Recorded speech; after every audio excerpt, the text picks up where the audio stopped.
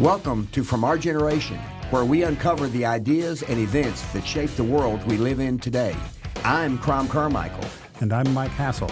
Together we'll explore the past to better understand the present, because history isn't just about what happened, it's about how you think about it.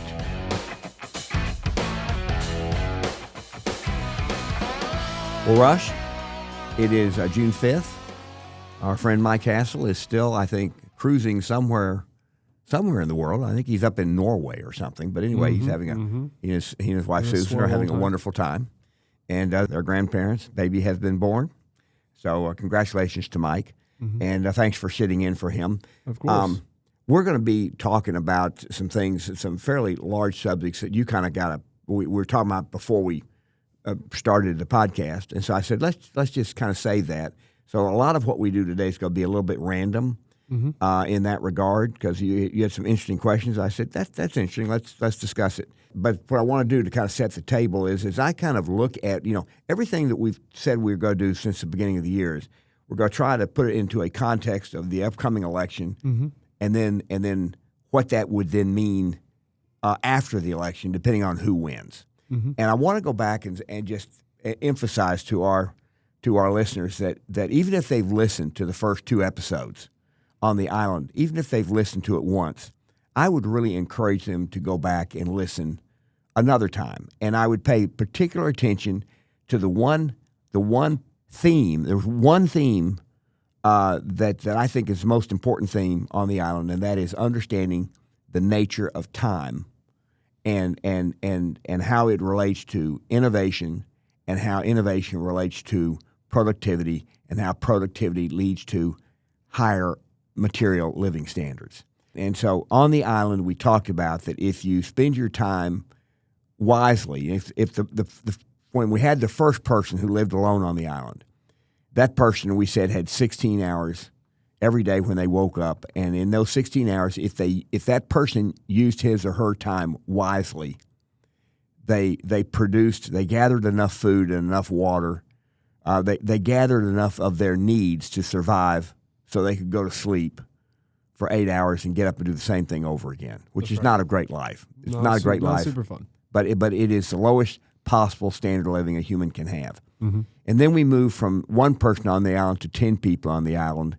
And after a while, the 10 people recognized that if they helped each other, if they divided the labor so that some people became specialists in gathering food, some people became specialists in gathering water, and so on and so forth, that in the aggregate, they would be able to produce more of the products they need to live in less aggregate time. And then the fact that they were able to then move from 16 hours a day, 7 days a week, they were able to move to 12 hours a day, 6 days a week.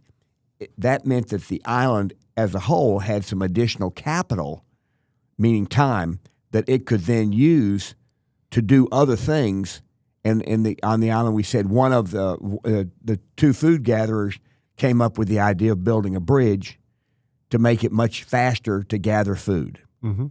So we did all that. So now, when I want to fast forward to where we are today, and then we also point out on the island that once the island got to where there was a higher level of prosperity than there was when there was just one person, we said, okay, what happens if you have 10 people and they're working 12 hours a day, 6 days a week, and one of them decides and offers to be the government and made a case for that I will be the government and I will not rule, I will serve. And we made that case, and the other 9 people said, well, what will you do? He said, well, I will spend my time going around making sure that everybody is happy and that we are unified as an island community. And so the other 9 people, what they had to do was they had to say, okay, well, that sounds nice. Okay, that sounds like that. They might say that's something we want. They might say that, but then they say, okay, but how much will that cost us? Because that person will now not be spending their time producing what they were producing before, and what they were producing before had to be produced in order for everybody to survive. So now the other 9 people would have to work essentially 11%, 10 to 11% harder or longer to produce what that person was producing, since now they are the government. And they're still consuming. And they're still consuming. And so now, instead of working 12 hours a day, they're working over 13 hours a day. And they're having to do that in order to pay for the government that they say that they thought they wanted. Yes. Okay. And so let's say they did that. And now they're working over 13 hours a day, and they have a government that they think is worth paying for. Now, one of the 9 people says, I've reached 65. I want to retire. That person still is going to consume in retirement. And we pointed out, okay, well, now if that person is going to retire, then the remaining 8 people now are paying for the government, and now they're paying for a retiree. And so now the 8 people are now not working 13 hours. They're working 14 plus. And so the point that we're trying to make here is that society, and that means their standard of living, their prosperity is actually decreasing. And that's the pressure that we're seeing today in our society today. And if you kind of look at it and say, okay, the states that tax their citizens the most seem to be the ones who also have the greatest affordability problems. They have higher. We looked it up, and we said they had higher housing costs. They had almost all of the things that people buy in the high tax states cost more than they do in the low tax states. And in addition to that, the income that they get, a bunch of their income is having to go to pay for the government that they apparently want because they keep voting for it. That's right. And then you have red states who would rather have less government and lower taxes. And so the political divide in the country seems to be this red versus blue, and that is more and more government and more power yielded to government. You had Bernie Sanders the other day who came out and with a very straight face said our healthcare system is broken. If there's anybody in this country, any one single politician in this country who has had more to do with creating the system that he now claims is broken, it couldn't be anybody more than Bernie Sanders, because Bernie Sanders has been arguing for more and more government control of health care. He says Medicare for all. Well, that is government control of health care for all. And Medicare is not an efficiently run program. He claims it is, but it's not. And it's a very expensive system to operate. So it's interesting to look at the arguments that are being made today. And what is Bernie Sanders' opinion? Does he have any kind of nuanced views around insurance providers? Well, he believes ultimately we should have a single-payer system, okay? Because he claims, falsely, that Canada has a single-payer system that provides wonderful care at very low cost, and he's right on the second half. The costs are low. Yeah, you have to wait 9 months because the services are so limited, and so your aggregate costs are low because a lot of people in Canada who have money, if they need surgery, they come to the U.S. and they pay cash. They just pay for it in cash because they can. Yeah, and so in fact, it would be interesting if it weren't for the fact that wealthy Canadians, and I don't mean, when I say wealthy, I don't mean multimillionaires. I just mean people with a high income who need shoulder surgery or knee replacement. If you pay cash, you can get it in the U.S. for a relatively low amount of money compared to the insured price that we have to pay, which is part of the inadequacy or the inefficiencies of the system that Bernie Sanders keeps voting for. But then he says in England, he said Great Britain has a single-payer system. That's false. Great Britain now has a government-funded system, and then they have a private system. So if you don't want to participate in the private system and pay for your own health care, you can get it paid for by the government, and the services are much lower, and the quality of the care is much lower. Do you like their system? No. I'm saying I think our system is bad because we have so much government involved in it that I believe 2/3 of the total cost of our system is in the getting back to the island, where you now say, I want somebody in the government, and then that person goes around, makes sure everybody's happy and unified, and is doing what they're supposed to do, even though they were doing what they were supposed to do before. Because if they weren't doing what they were supposed to do before, they didn't have something to trade for something they wanted, because we were a barter system on the island. Yeah. And so Bernie Sanders is just for more and more and more and more government. That's when you get right down to it. At the end of the day, Bernie Sanders thinks government can fix anything. And if that were true, then there would be countries in the world that are enormously prosperous and successful that have overburdening, just huge governments. Communism would work, but it doesn't. Here's an interesting point that it astounded me when I did a search and found out Russia is a big place with what you'd think is a big economy. Its economy is smaller than Italy's. That's not surprising to me because of seeing maps with how remote the vast majority of Russia is. Well, but I'm just saying, wouldn't you, just the way people talk about how Russia, I would think it would be bigger wouldn't than you Italy. think it was a bigger country economically than Italy? Much, I would say 3 times at least. Yeah, you'd think, but it's not. Yeah, it's that's smaller than interesting. Italy. And What's so their main thing? What's Russia's main good? oil Oil. is their main export, and then they have some other raw materials. But name a car that's made in Russia. Name a Russian branded car. Yeah. Now, name a country that does well, that doesn't produce at least one branded car. Oh, that's an interesting litmus test. They're not many. I guess you could say Norway. I don't know of a car produced in Norway. Yeah, but they have huge oil reserves. Norway has a very small population. Why doesn't Russia have a car? Because their system, they cannot.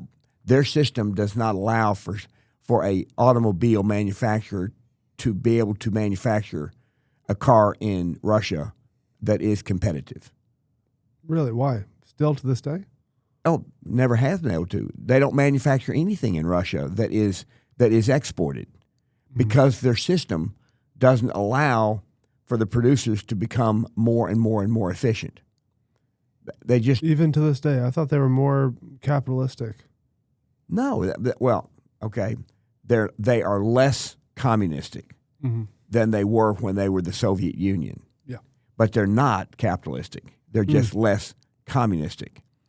They have Bernie Sanders likes to rail against oligarchs. By the way, if you are one of 100 senators, wouldn't you be a person who has an a very, very large amount of power compared to the average citizen?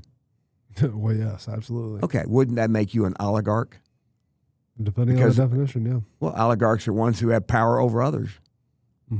So, I mean, if you're a member of the U.S. Senate, I mean, people bow down to you because you have a lot of power. It's true. And because you are an oligarch. And so where's the limit? Especially the way when Bernie does something Sanders become an oligarch? Is the manager at Wendy's the oligarch of the Wendy's? Is it kind of a well? I mean, an if you want to try to, I'm saying in a country, the manager of a Wendy's is not an oligarch in the country. In fact, the CEO of Amazon is not an oligarch.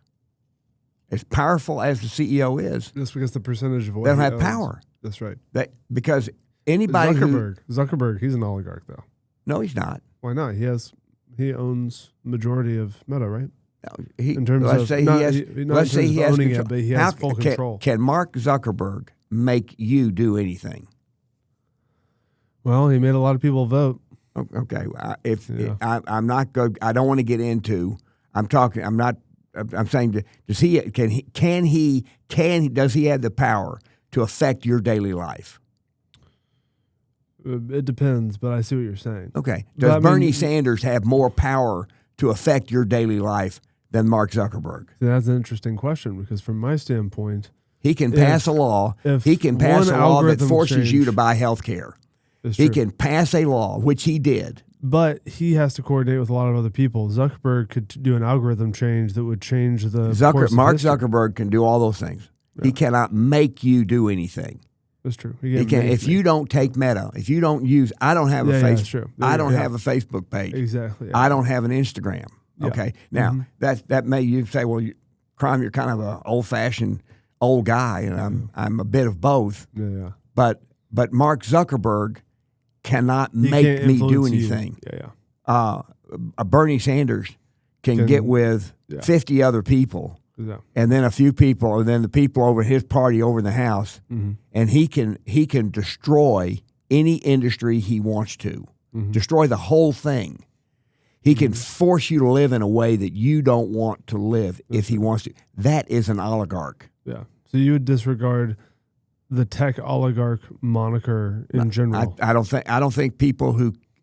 An oligarch is somebody who has power over. Yeah. It's the definition of an oligarch, especially the way that Bernie Sanders uses it. True.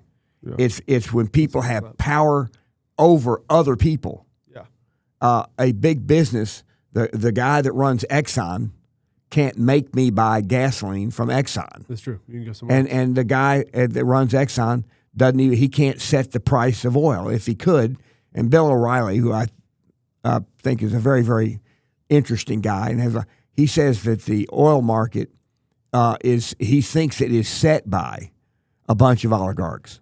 That's kind of the way he looks at it.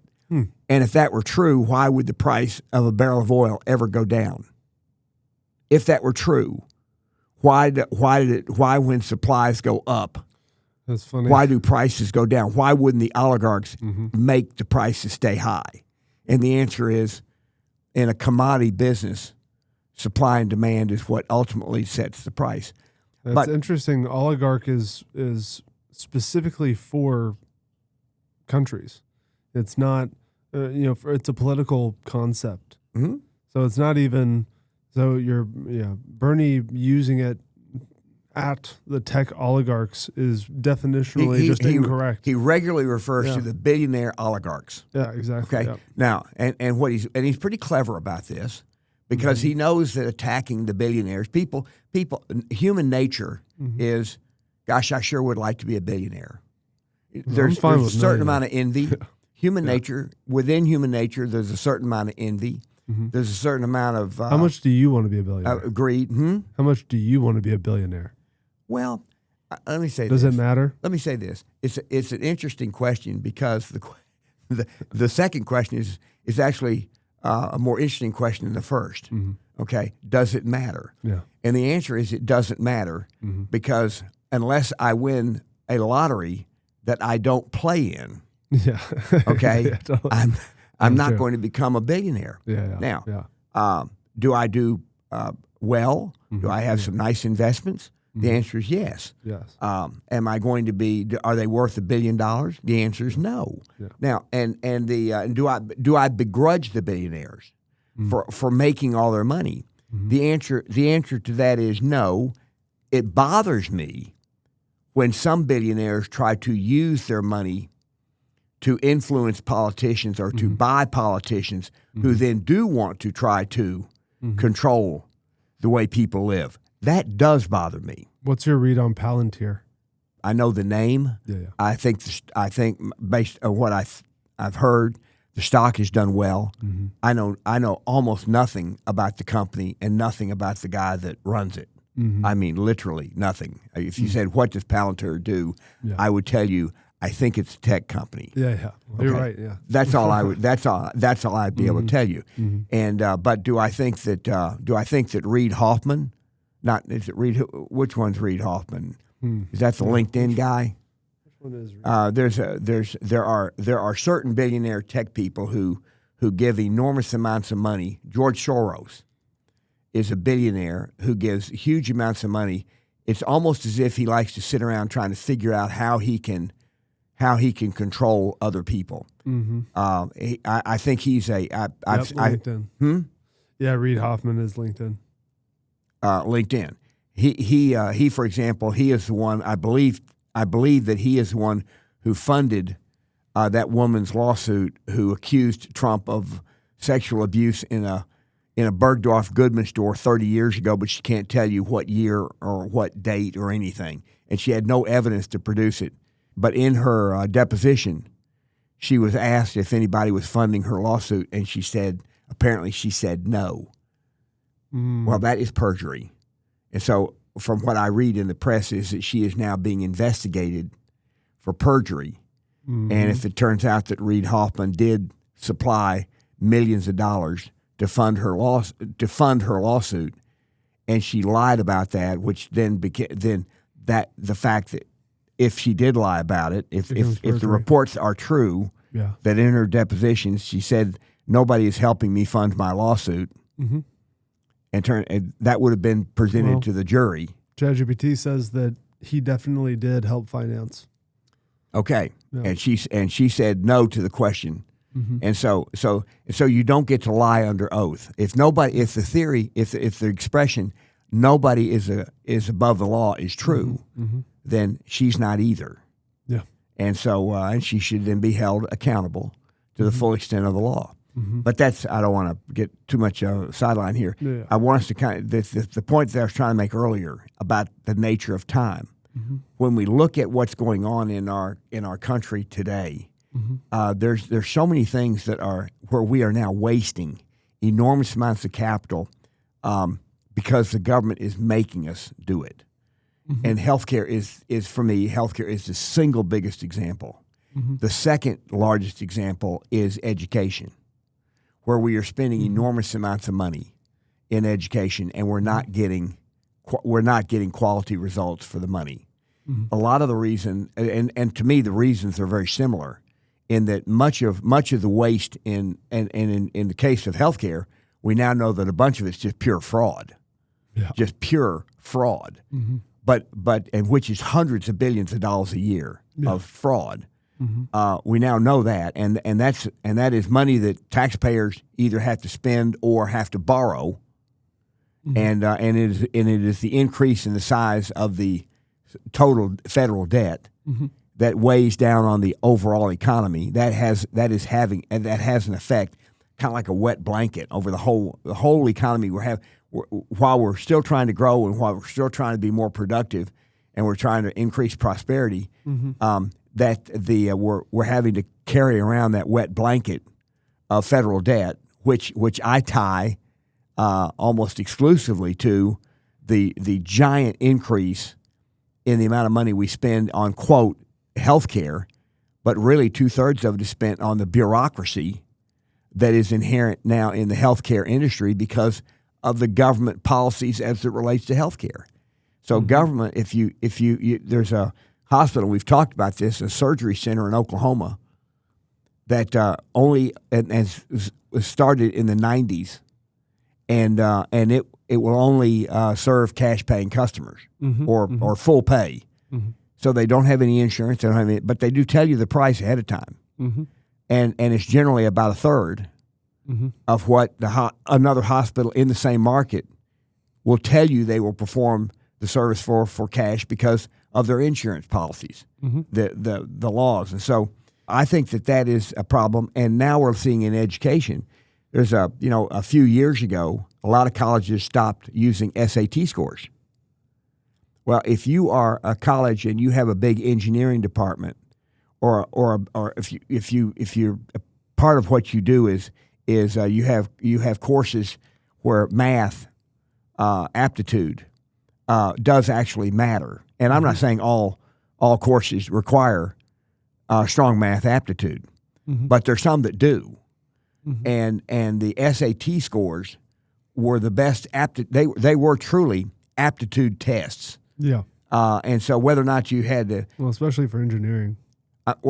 Engineering, anything to do with science, engineering, probably finance. Yep. A lot of these things where it's good to know if the people that are in your class have an aptitude for it. Yeah. And here's the thing about education, and we're not to the point yet where we're educating people individually, even though people learn individually, we're not educating them individually because you sit in a class with 30 other students. That's right. And if a third of the students are really not there, if they don't have the aptitude that the other 2/3 have, the teacher's going to be having to teach at the speed of the 10 who don't have the aptitude of the other 20. And so that teacher is going to have to, the professor is going to have to not teach the 20 that could learn more and faster. That's right. At the speed that they could learn because of the other 10. And that doesn't mean the other 10 are bad people. Yeah. It just means they're in the wrong place. And this is another part in our election cycle this year. You have Trump, who argues that merit matters more than anything. And you have the other side, while they won't say it explicitly, they want equality of outcomes. They don't want equality of opportunity. They want equality of outcomes. But I wonder if the people who want, I'm going to give you, do you think that Spike Lee would be considered a liberal, a progressive? Yeah. Yes, I would too.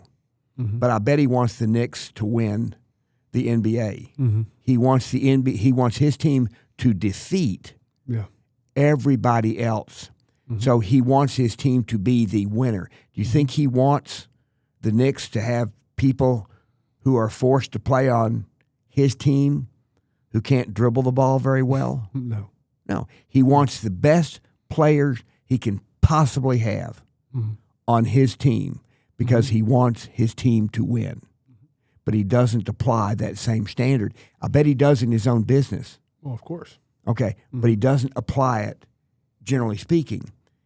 And yeah, but I will say the argument to that would be that it's a good analogy, but it doesn't represent life or as well as you might want it to, just in the sense that I think it's exactly the opposite. Like in a family, isn't it? Like life is closer to family than it is to business. And what I mean by that is that, a nation. like I would like a government ideally would subsidize some level of support for people who are disadvantaged.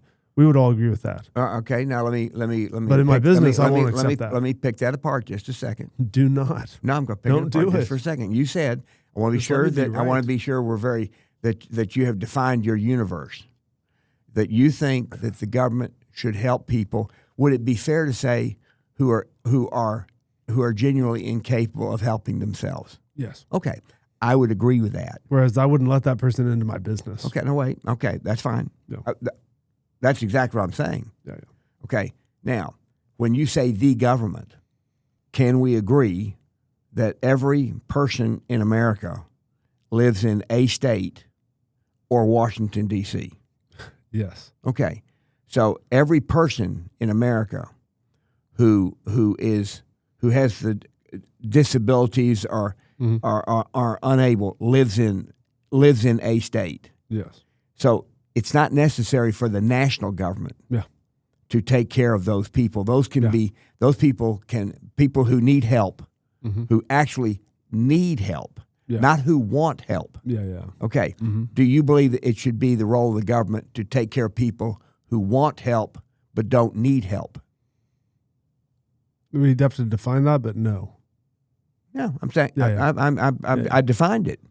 Who want help but don't need it, meaning they could go out and get a job, they just don't want to. Well, then no, absolutely not. Yeah, no, the government should not. Okay, universal basic income is a proposition that whether you it doesn't matter if you need help, everybody gets help.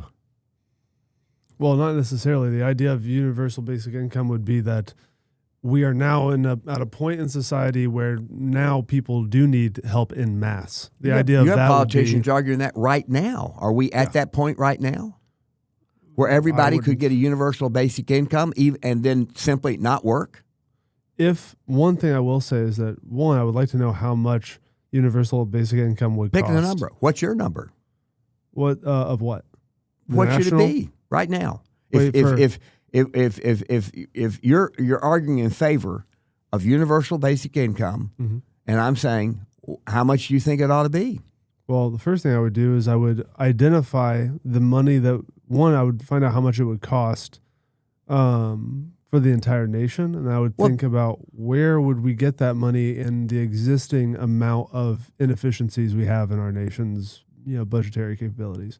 Well, now So- wait a minute. It's paying. So Some, if we're spending, let's just say, What is $1 trillion what is a inefficient? year, What is inefficiency? all the Doge stuff, everything that Elon was uncovering. It's paying If we somebody. said- Okay.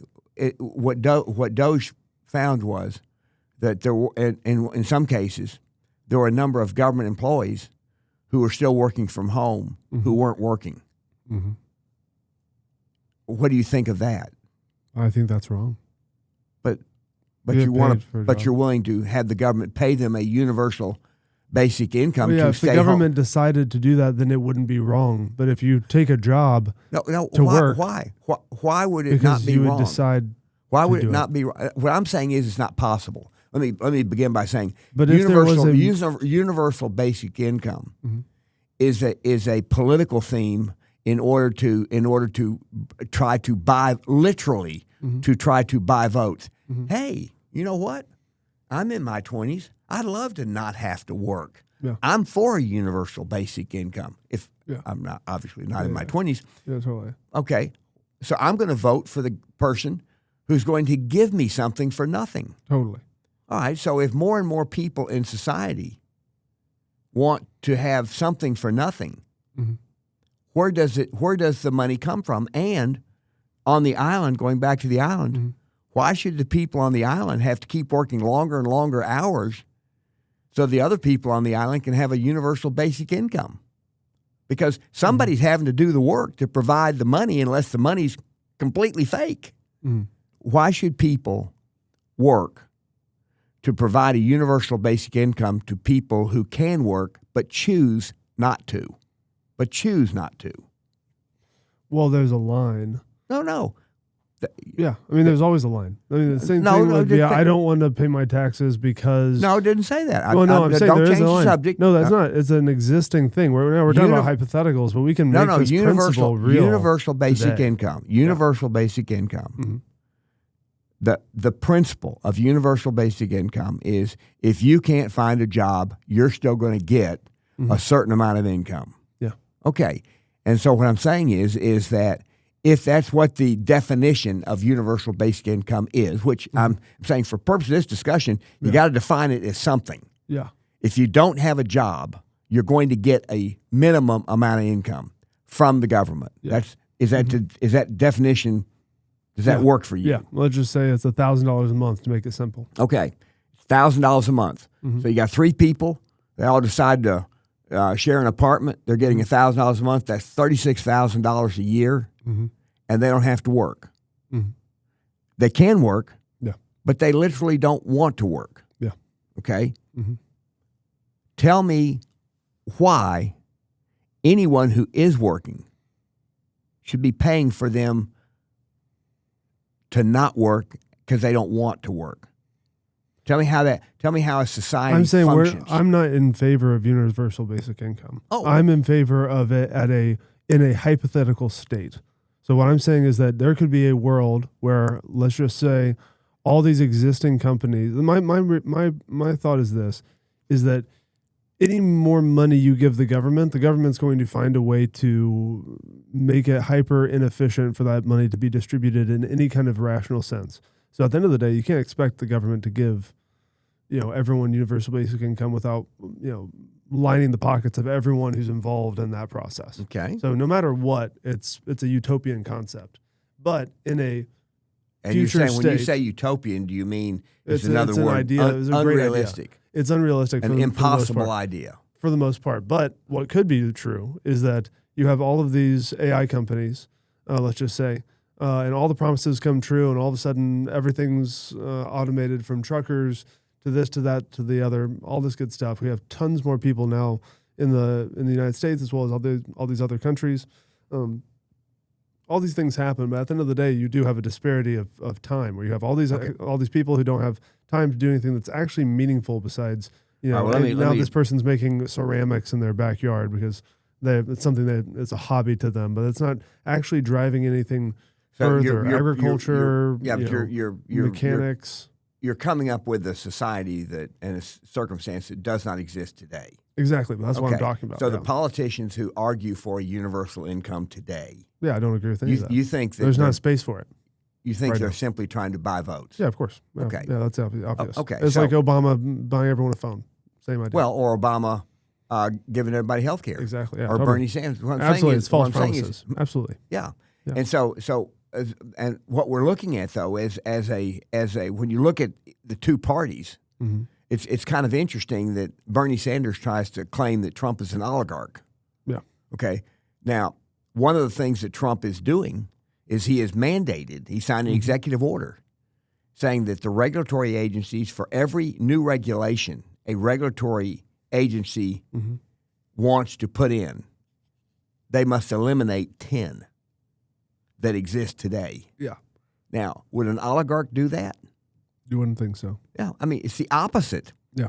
Bernie Sanders hates the idea that regulations are going away. Maybe. And I use Bernie Sanders because Bernie Sanders is now actually the leader of the Democrat Party. Yeah. He is the leader. He is the one who Democrats running for office now seek his endorsement more than any other single Democrat. So he is the leader of the party. Yeah. And so when he says something, he's not a crackpot anymore. That's right. The Democrat Party has now, and Bernie Sanders hasn't changed his positions in 40 years. He still wants more government, free health care, all these different things, but he's now the leader of their party. And so Graham Plattner, for example, in order for Bernie Sanders and now all the Democrats, because he's the leader of the party, in order for them to get what they want, they need to get control of the Senate. And Graham Plattner is running against Susan Collins, who, by the way, as far as a Republican, Susan Collins is about as close to a Democrat. I mean, she voted to convict Trump when his trial came to the Senate. So you can't claim that she's a. By the way, that absolutely astounds people in Maine.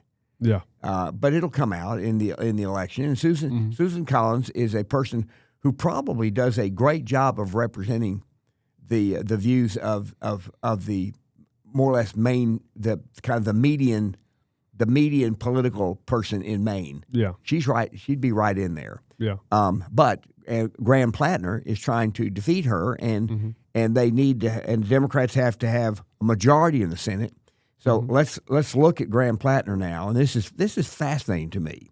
Graham Plattner was in the military, in the Marines, I think, for 4 years. He after he got out of the military, he had a Nazi tattoo, a prison guard, Nazi prison guard tattoo, tattooed onto his chest, and he wore it for 18 years, claiming he didn't know what it was. Okay, now do you believe that? I need to look at the tattoo. I haven't seen it. Okay, all right. Look at the original one because he has since tattooed over the tattoo. That makes sense. That's So you have to look at it, and then when you look at his social media history, he was enamored with pictures of German soldiers with helmets. So at any rate, so we have a person who claims he's an oyster I farmer. will say, if I saw that tattoo, I would never guess that it had anything to do with Nazis. Do you know what a Nazi prison guard tattoo looks like? No. Okay, that's what it looks like. Yeah. I would just, if I went. No, you wouldn't. No, you wouldn't. But if I know. went to a tattoo parlor and said, I want a skull and crossbones, and then they showed me that, I'd be like, okay, cool. Okay. But I'm not saying Well, that's what happened. let me I'm just say saying this does not stand out as a Nazi tattoo. Then why did he cover it up? Because I don't know. I would well, guess that he found out that it's a Nazi tattoo, or he always knew. But No, it he doesn't. only That's the point. he only covered it up once he started running for office. But that's number one. Number two. Totally. Number two. But He couldn't claims did to he be find out he at that claims point? to be an oyster farmer. He claims to be an oyster farmer. His family started the oyster farm. His parents. Mm-hmm. His main customer is his mother's restaurant. Yeah. Does that make him a small business person, or does it make him a sub? And he by the way, he also lives off of. He gets disability benefits. Mm-hmm. And he went to a prep school. Yeah. Okay, a very expensive hospital, very expensive prep school. Mm-hmm. So his biography, the only thing about his biography that's true is that he was in the military for 4 years. Mm-hmm. That's true. Okay. Now, but he also more recently he's gotten it's now come out that he was sexting with a number with like over a dozen now that's a lot. girls. And we're not talking about when he was a teenager or when he was in his 20s. We're talking about a year ago, 18 months ago. And he has an active account Are they underage? We don't know yet. Okay. He was asked. Yeah. And he says, and he was asked by the guy on Chris Hayes, well, is it possible that an underage girl will accuse you of sexting? And his answer was, not credibly. Yeah. Okay? So what I'm saying is this, is that as more and more comes out, Democrats are still saying we're for him. Now, you have women, 6 now, who have come out and said he has physically abused them. They're still for him. There's way more smoke than Kavanaugh. I'm sorry, what? Said way more smoke than Kavanaugh. Well, there wasn't any smoke with Kavanaugh. There was there was enough smoke for it to be a national news story for. Well, of course. Well, that's because we'll get, didn't create the smoke. That's the Scott Pelley effect on the news. Yes, that's as I would describe it. That's fair. But the news now is the same people who thought that Blasey Ford was credible. They're not reporting on the girls who are now claiming, and they can, by the way, they can give the dates and they can give the place that Graham Plattner did what they claim he did. Yeah. Blasey Ford could do neither. That's true. And so I'm just saying, but it's interesting how Democrats, and every Democrat was against Brett Kavanaugh. Yeah. And every Democrat said, we must believe the woman. Yep. Where are these Democrats now? And the answer is that it's now becoming very, very clear. If you ask them if in order to get the 51st Senate seat, if the person says, I am a Hitler follower, would you still want that person to become the 51st senator? And for Democrats, I believe the answer is yes. Yeah. Which the ends always justifies the means. Which is very worrisome. Which is very worrisome. You know, Republicans have had their bad apples, and they've generally gotten rid of them. Yeah. I mean, it's and they certainly don't. They find out after they've gotten elected that they're bad apples. I can't remember the fellow who won in New Jersey having claimed that he worked for Goldman Sachs, and he hadn't. He made some You're not talking about Santos, right? Is that his name? George Santos? George Santos, yeah. And Republicans threw him out of the House. Yeah. And then Trump commuted his sentence, and now he's getting ready to go back to prison, most likely, because he was making some shady trades. Okay. Well, what I'm saying is he was thrown out of the House. I'm talking about the Republicans in the House got rid of him. And then Matt Gaetz had his stuff, and so they kind of got rid of him. And it's what part of the Matt Gaetz do you think was real? I think probably the women part had more attached to it than anything else. And the House. Here's I'm going to say something that I think was the circumstance, but I don't know it to be true. The House was investigating Matt Gaetz, the Ethics Committee in the House. The Ethics Committee report was about to be issued. I believe the ethics report was about this womanizing stuff. Yeah. I believe that's what the report was about.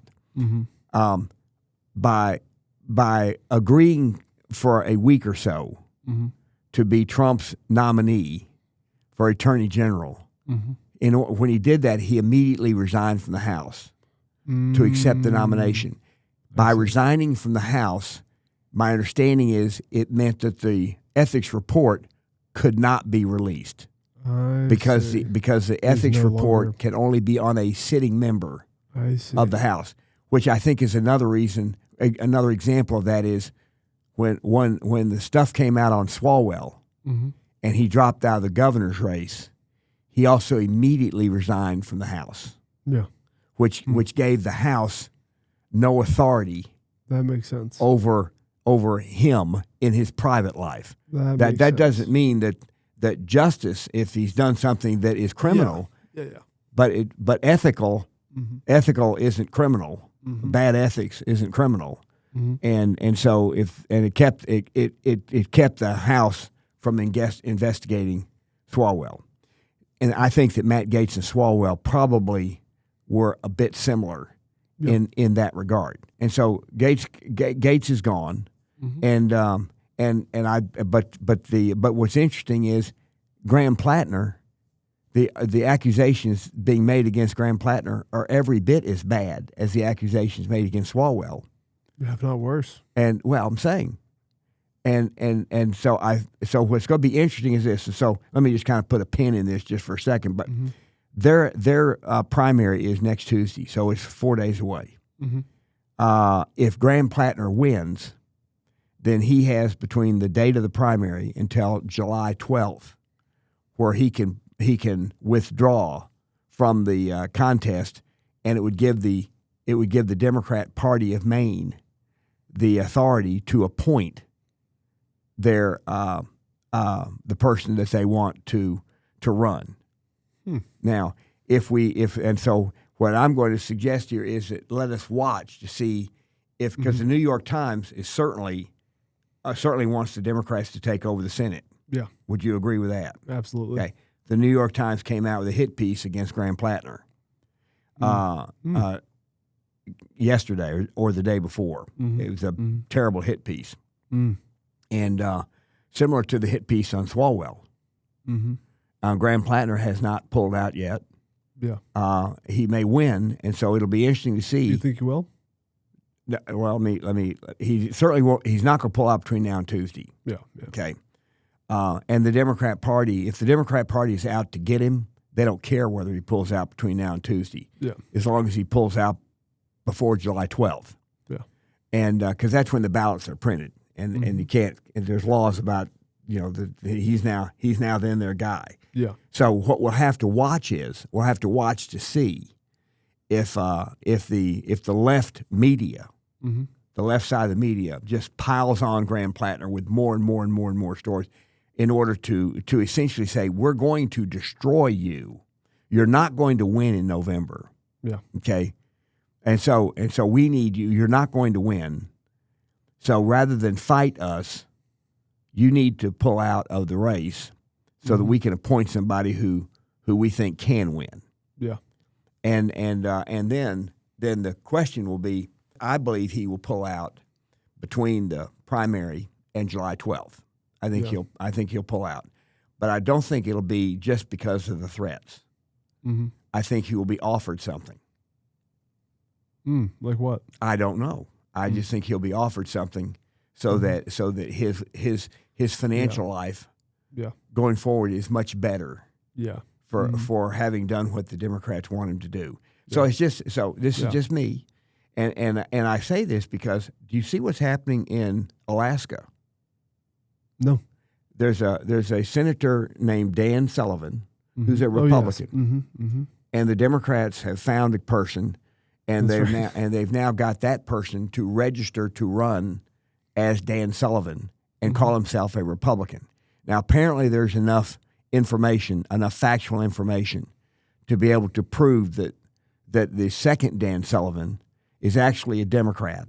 And under Alaska law, you're not allowed to try to trick the voters. Yeah. Okay, and this is an obvious attempt to trick the voters because they have what is called ranked choice voting. And so I think it's going to eventually work itself out. But this now goes all the way back. The ties go all the way back to the Democrat Party itself, the Alaska Democrat Party, in attempting to trick the voters. That's how determined or desperate they are to have power. Then I look at California. It looks to me like Steve Hilton is going to be one of the two finalists, but I think Spencer Pratt, who I think should be one of the two finalists in the mayoral race, when you look at how slowly they're counting the votes, and now the media is beginning to say that, and they have no basis to say this, but they're saying it anyway, that the other person, Roman or whatever her name is, the councilwoman, that she is now gaining momentum Well, how do you gain momentum after the votes have been voted, after they've been cast?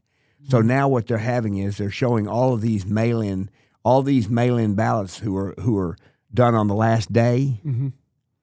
They're now showing that they are falling for her. How do they account for such a disparity in distribution between Republican and Democrat mail-ins? Well, this is my point. Yeah, exactly. But do they make any excuse for that? Is there any? They don't need to. They say that they have their own reasons, which obviously make no sense to any other state. Yeah. Okay. So the reasons they give for trying to have honest and fair elections, that's what they claim they're trying to have. Their reasons and their methods to achieve it are so terrible that no other state, including no other blue state, will even try to pass the law that where every registered voter receives the ballot. They don't clean the voting rolls. There are people who are coming out saying, I haven't lived in California for 10 years, or I moved 10 years ago. The ballot is still going to my house, the old house. They're finding out that it is. Dogs have voted in California, and the person who voted, who had registered their dog and then voted, turned himself in. And actually, I think he ended up getting a book thrown at him. What? Yeah. Really? Yeah, he turned himself in because he was trying to prove a point. Yeah, exactly. And he thought he would be a hero. Yeah. But instead, he was the opposite of a hero because he exposed the process that the Democrats say is free and fair. Yeah. Okay. I'd like to know how much time he got. Pull that. Yeah. See if you can pull that up. But a man who either a man or woman, I'm not sure it was a man or woman, but dog votes in California and owner self-reports or something like that. See what you can find out, because they were talking about it was on the news in the last couple of nights that as part of the story about this, all of a sudden this great rise for the person in third place. And so we also know that you cannot run as a write-in in the mayor's race in Los Angeles. You're not allowed to even run as a write-in. So it looks as if, to me, I'm going to guess that Karen Bass will end up being the next mayor, because they're going to lift the third place finisher above Spencer Pratt. And so the people of Los Angeles will now be, in the name of democracy, will not be given a choice. In the name of democracy. In the name of democracy, they will not be given a choice. That's right. And they can't even write in. It's a fascinating thing. Because Spencer Pratt could get a lot of votes in November as a write-in candidate, but it's not even allowed. Yeah. So did you find out anything about that? Yeah, apparently there's still it's a woman, 63-year-old woman in Orange County who did it.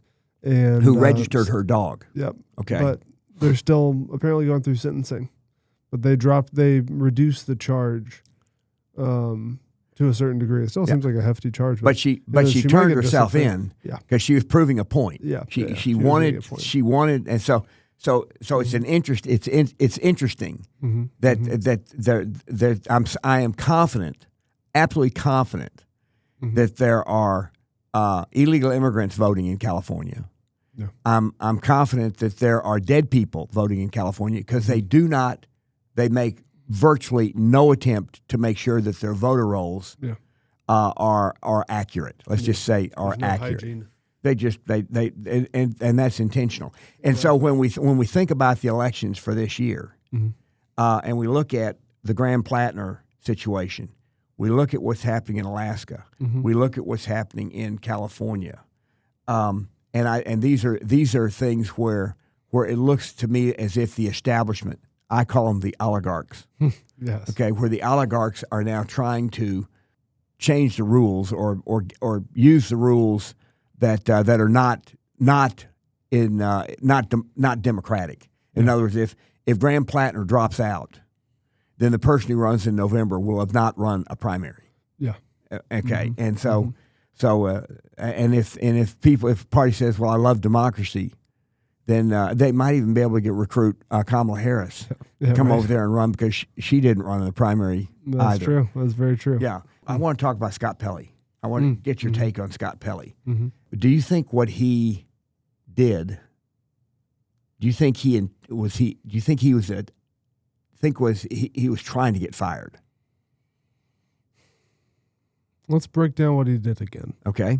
Because I'm undecided, but I can see both sides. So from your angle, how would you express the incident from your standpoint? Okay. Here's my understanding of what he did. Mm-hmm. Barry Weiss has been making some changes at 60 Minutes. Yeah. And he has been very vocal about that. In fact, he even said that she was, I'm putting him in quote, murdering. Yeah. He even used the term, he's murdering 60 Minutes. Okay.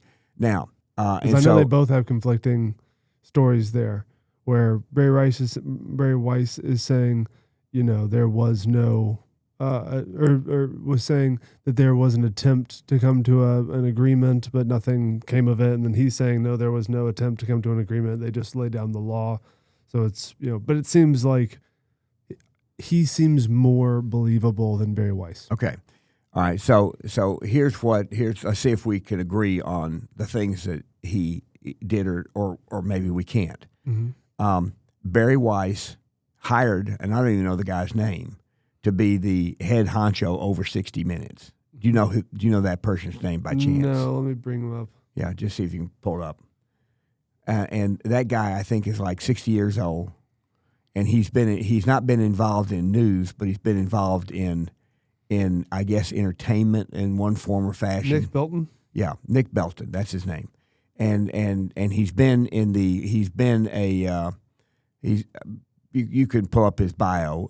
He's a business guy, but not in the journalist side of things, but in the production side of things. Gotcha. Okay, and so Barry Weiss brought him in. He says that he asked Scott Pelley to have dinner, and Scott Pelley, so they could talk, and Scott Pelley refused to have dinner with him.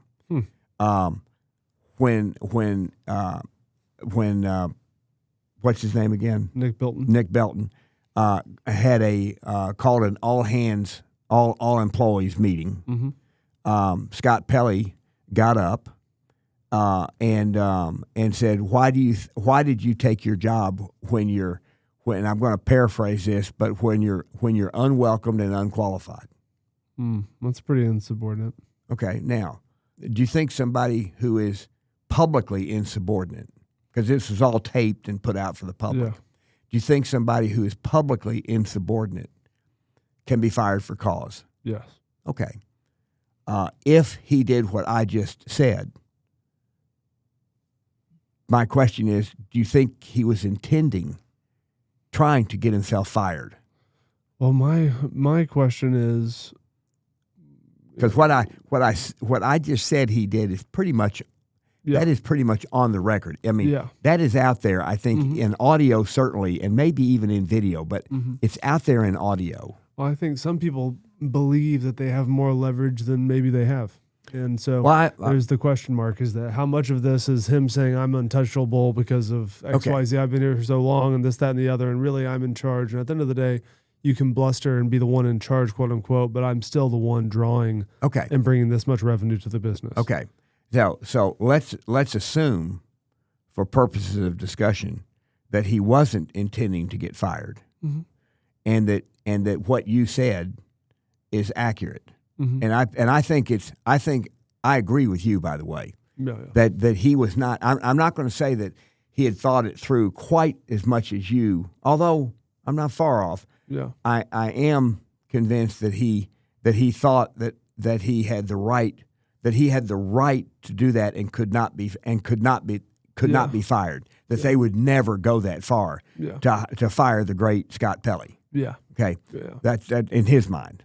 And then they did.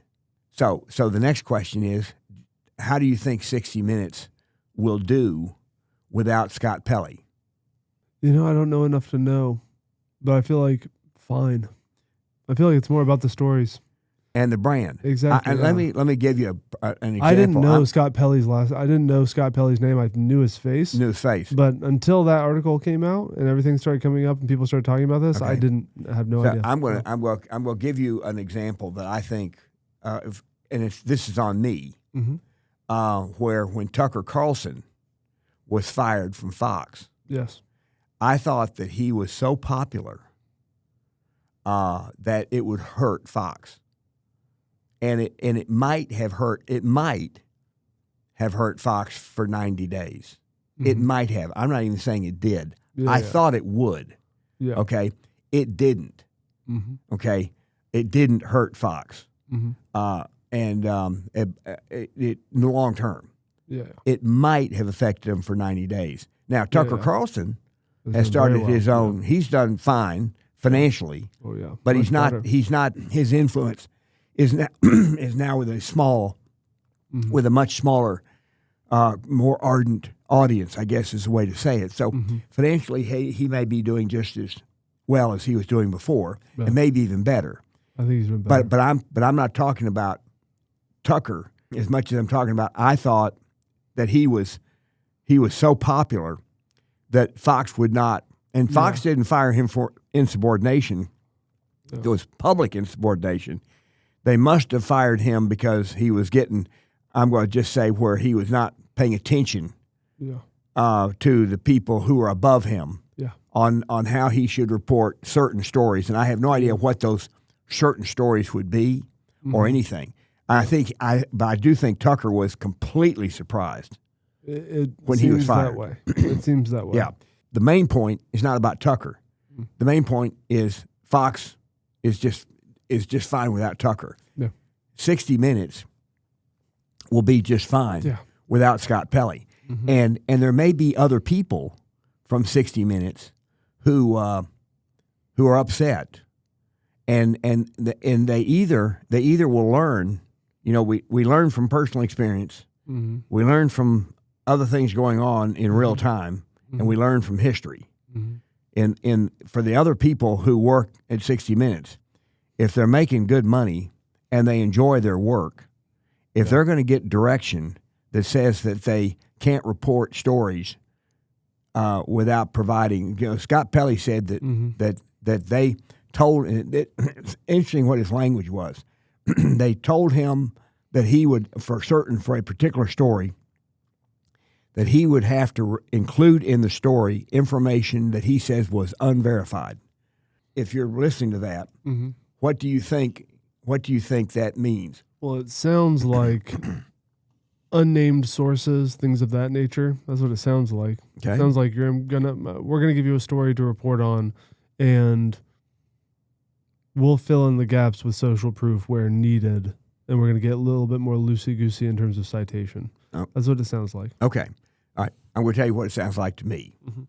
What it sounds like to me is that he had an angle a way he wanted to report the story, how he wanted to position the story.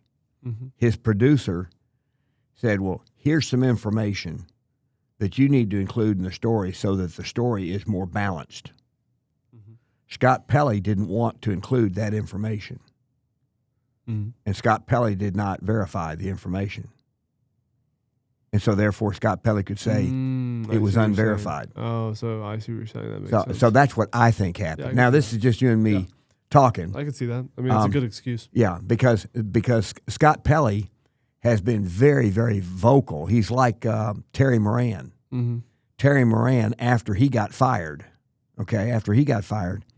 it was very clear that Terry made it very clear that his ideas were very progressive. On a political scale, he was a far left person.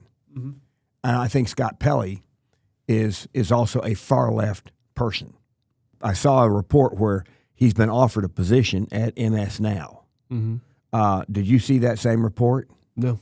Okay. See if that's accurate. I believe it's true. Honestly, let's see. It says Scott Pelley has not been formally offered an official position at MS Now. Okay.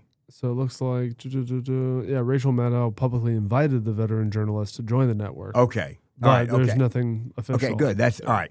Now, how do you think Scott Pelley, what do you think he thinks of Rachel Maddow publicly suggesting that he join MS Now? Oh, no, I don't know enough about the guy. Is Rachel Maddow is her reputation to be that of a very progressive commentator? Yes. Okay.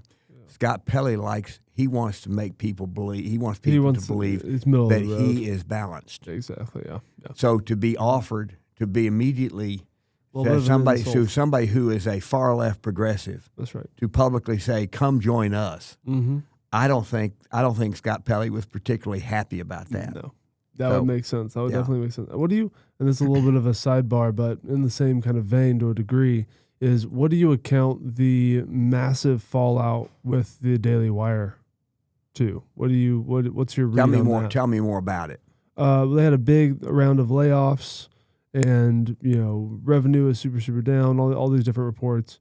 They had to fire a bunch of different folk and restructure this, that, and the other. But either way, apparently it was fairly substantial. The Daily Wire, is that Ben Shapiro's group? Okay. Mm-hmm, mm-hmm. All right, I'm going to give you my take on that. And it is this, that the right-leaning media, mm-hmm. okay, and I'm not saying that in a pejorative sense. No. I'm going to just for purposes of discussion, for something that is the Trump, the MAGA, mm-hmm. the MAGA media, mm-hmm. Has its own ecosystem, and it includes it, and this does it includes like the Free Beacon. Yep. It includes Town Hall. It includes Red Mm-hmm. State. Yep. It includes Western Journal. It includes BIDSPAC Review. Yeah. There are others out there, maybe Twitchy, maybe PJ Media. There are a lot of these places, mm-hmm. a lot of these, and there's a lot of competition mm-hmm. now for the Daily Wire. I think the Daily Wire, there was a time where it was kind of the leader, and I think that they have lost market share to others, to other media platforms. Yeah. And so that would be my take on it. Yeah. Is that and I think technology is changing. I know for me, for example, there are certain places, news sites that I go to read stories each day. Mm-hmm. A lot of people don't do that. A lot of people have news feeds. Yep. And so that's just how they go to like Apple News. Exactly. Or they go to these different news feeds, and they are fed stories. Mm-hmm. And then depending on what they click on, they're going to get more stories like that. Yes. And so I think that, and what, I'm not saying that I can't tell you how I think that has affected the Daily Wire. Yeah. I just think it has. Mm-hmm. And so if there are conservative news feeds, mm-hmm. I think the Daily Wire used to maybe dominate those feeds. Absolutely. And now they don't have the same market share in those feeds.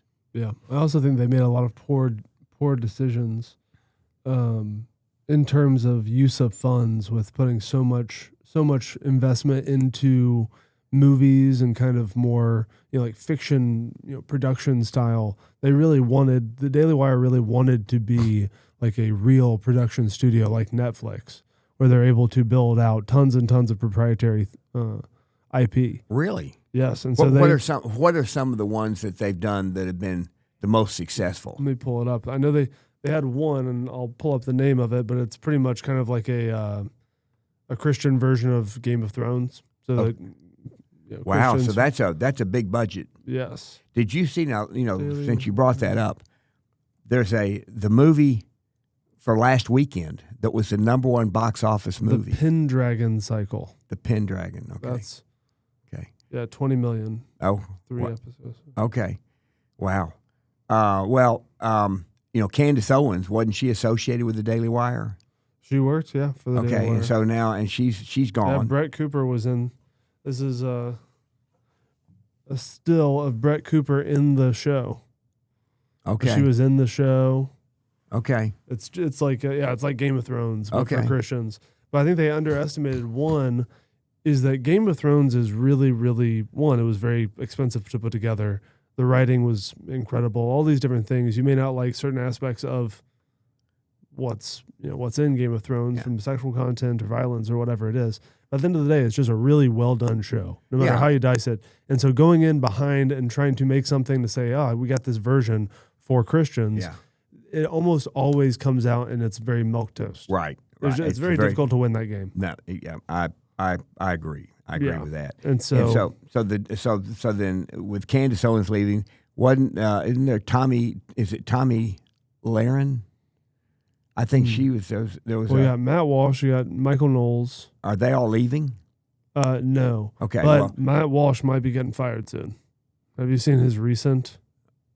Post? I have not. Which my actually, I'm not going to say that. Walsh. I think Tommy Lahren. She's now with Fox. Tommy Lahren is now with Fox, and so then Brett Cooper is, and so Tommy Lahren was very popular, and I think she was associated with the Daily Wire, and Candace Owens definitely was associated with the Daily Wire, and so so at any rate, I think that they tried to do. It sounds like they tried to do more things than they didn't stick to their core business. Mm-hmm. And they got it, trying to do things that they really thought they were capable of doing and thought it would be a great idea, but couldn't pull it off. 100%. Yeah. This was the post that Matt Walsh put on X. It was about the Iran war. And he says, this whole shit show has been an enormous waste of time and resources, and our country has not benefited from it at all. Its advocates have moved the goalposts repeatedly and have even to this day refused to clearly articulate what constitutes a victory and how we'll know that it's been achieved. And so he posted that, I guess, either yesterday or the day before. Let me say this. Do you agree with that post? Because I would disagree with it in the sense that I think Trump has laid out. Now, I'm only talking about the post itself says the administration has never articulated what its goals are. Yeah. That's what that post says. Yeah. I think that's wrong. Well, I think it said that they're moving of the goalposts. I don't think they have. I think Trump came out with 4 things that he wanted at the very beginning, and he has not. Every time he talks about his goals, he doesn't include all 4. I think he was specifically talking about the timelines for when things will happen. So if you say in 2 weeks this will happen, then it's like 6 weeks later. That's not what it says. Yeah, but that's just missing the context of what he was saying. And I'm saying I'm not trying to argue with what you think he meant. I'm asking you. Yeah. I'm asking you if you agree with what he said, not what you think he said. What he says is that the administration has never articulated their goals. That's what you just read to me. Yeah. Okay. But I think the context around it is the fact that he's talking about goals in terms of pulling out, like being done, like timelines. No, that's not what it says. You just read it to me. I know, but you can't put everything into a thought. My thing is that Rush, that's on the piggyback of him doing a podcast about it. Rush, I was only asking you if you agree with what he wrote, not what you think he meant. I know, but that's a disingenuous. No, it's not disingenuous at all. Yeah, but if you knew what someone meant. He's a good writer. He's a very good writer. But if you knew what someone meant because you listened to more of what they said about a thing, and then they put out just a small segment. Well, I don't know what you mean now. I get to make up what you mean. What you think you mean. Would you not believe that you would have, if you have more evidence to understand what someone believes behind a small thing that they wrote, that you wouldn't take that into account when you're thinking about it? All I'm doing is saying, you brought up Matt Walsh. Yeah. You then bring up something that he wrote. Mm-hmm. Okay. I am saying, here's what he wrote. Yeah. He says, the administration has never articulated what their goals are. That's what you read to me. Yeah.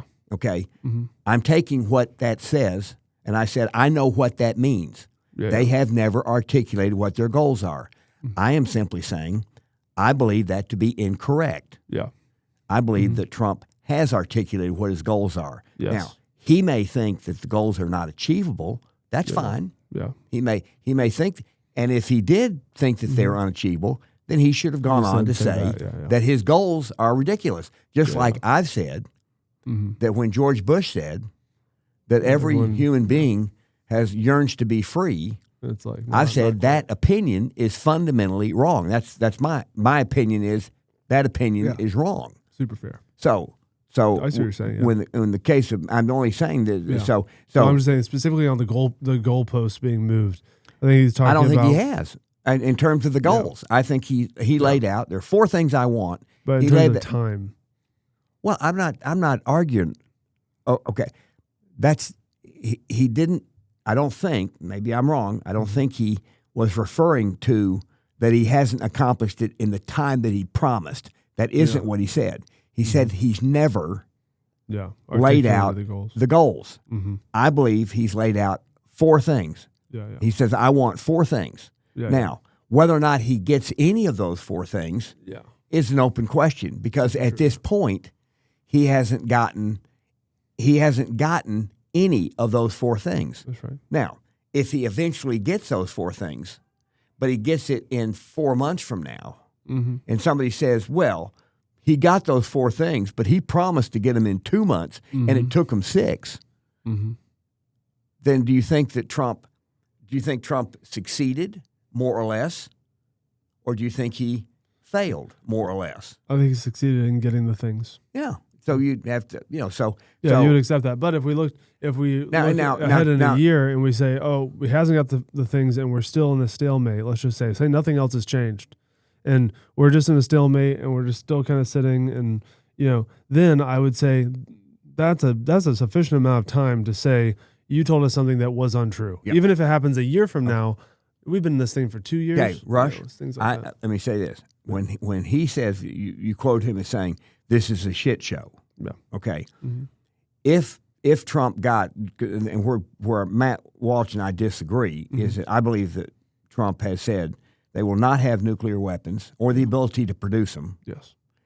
They will not have ballistic missiles that are offensive in nature. Yes. They will not support terrorist proxy groups, Hezbollah, Houthis, Gaza, and Strait of Hormuz will be ships can sail through there. It's an international waterway, and nobody has control over it. Yeah. Okay. Those are the 4 things that I understand Trump has said pretty much since day one. Okay. Now, he certainly has not accomplished those 4 things yet. Yeah. But those are his goals. Yeah. And so if he eventually achieves those goals, and I'm going to say if he achieves those goals by the end of the year. Yeah. Say if he achieves those goals by the end of the year, then I would not argue. I would say that depending on, and this is what you and I don't know, we don't know how close Iran was to having a nuclear weapon. Yeah, we do know that North Korea has announced that it's going to greatly increase the size of its nuclear arsenal. We know that. Now, the question is, if you're already nuclear, if you already had the ability to deliver three nuclear bombs to Japan, are you scarier if you can deliver 10 or 15 or 20? Are you any scarier? I don't think you necessarily are. Yeah, it's kind of with 3 you can do enough damage. I'm just saying. I think you're pretty scary. Yeah, it's diminishing returns. Yeah. Yes, and so with Iran, Trump was determined that they would not have one. So if he thought they were on the cusp of having one and announcing not only did they have one, but they could deliver it, and that they were prepared to push the button if anything happened, risking shooting down a nuclear weapon while it's in flight that's a high risk. Yeah, very much so. Whereas shooting drones or things, and so. Yeah. So at any rate, but to get back to your point about Daily Wire, if Matt Walsh is about to, if he may be leaving too, then I do think that a lot of the Daily Wire is personality driven. Yeah. Whereas absolutely. Fox News is more of a brand. Yes, and so it's like 60 Minutes. Yeah. So I think Matt, it'll be interesting, and I think Matt Walsh has enough of his own following where he can individually. do just fine. Absolutely. He can hire. He has the He probably can do the Tucker thing. he has the financial wherewithal to hire a small team to promote him That's right. and his thoughts. I'm sure he gets well paid as a public speaker, so he has enough going for himself. But the Daily Wire, if they've gotten financially overextended, and if they were for profit, if they were supported by some very, very wealthy people. I mean, there's certain places like the Washington Post. If it weren't for George Bezos, I'm not sure the Washington Post would actually exist. No, I don't Because think it so. loses tens of millions of dollars a year. It bleeds like crazy. And I'm not sure who would keep that going. Yeah. It's really interesting. It is. One of the nation's largest newspapers and most influential papers is only kept afloat because somebody has enough money to do it. Yeah. So Yeah. and I don't know whether or not the Daily Wire is supported by such a person. I just don't know.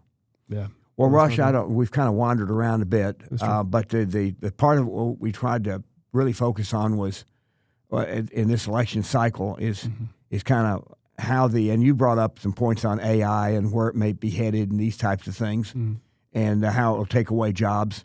My position is that there's been times in the past where new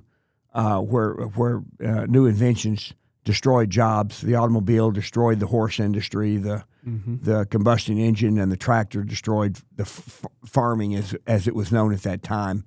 So but I always think that there's human desires, and if people have the money to buy things that they want, then there'll be then people will have to produce those goods and services. And so I am less worried about AI destroying jobs that cannot be replaced by anything. Yeah. I'm less worried about that at this point. It could be proven wrong, but at this point. But as we go into this next election, it is fascinating to watch. We didn't get to touch on today the redistricting that apparently is being taken place. I do think that California, the redistricting that took place in California, if Spencer Pratt is one of the two finalists in Los Angeles, I do think that the Republican turnout in November in California will be generally surprising. I just think he's lit a match, and Karen Bass hasn't helped herself by essentially saying, "What do you expect me to do? It's been this bad for 20 years." Yeah. Why do you want the response. job if you don't want to fix it? Yeah, exactly. Yeah. All right. Well, we'll wrap it up this week, and thank you so much for sitting in for Mike. Absolutely. Yeah.